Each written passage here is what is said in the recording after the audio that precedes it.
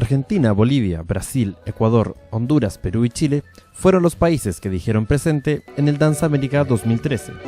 El ya tradicional evento folclórico del verano iquiqueño recibió a gran cantidad de público en la Plaza 21 de Mayo, el que por 3 noches disfrutó de las danzas típicas de América. Yo pienso que este año ha sido como la culmine de todos los años anteriores. Hemos tenido este gran escenario que ustedes ven como nunca lo habíamos tenido y bueno, los grupos que vinieron también son todos de alta categoría, todos de primer nivel. Entre las delegaciones invitadas, este año estuvo el Ballet Folclórico Nacional de Honduras, quienes por primera vez participaban del evento.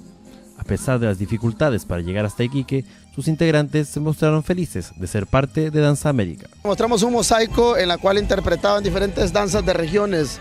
Sé que es muy difícil de comprender porque como estamos tan lejos, tal vez no es muy común ver este tipo de bailes, que son más teatrales, son más hechos al público, más hechos a la pareja, al coqueteo, a la picardía del varón, al grito. Entonces todo este tipo de expresiones artísticas de nuestro país presentamos en un pequeño mosaico de 20 minutos. Un saludo para la gente de Iquique y allá en Honduras, la colonia de la Providencia.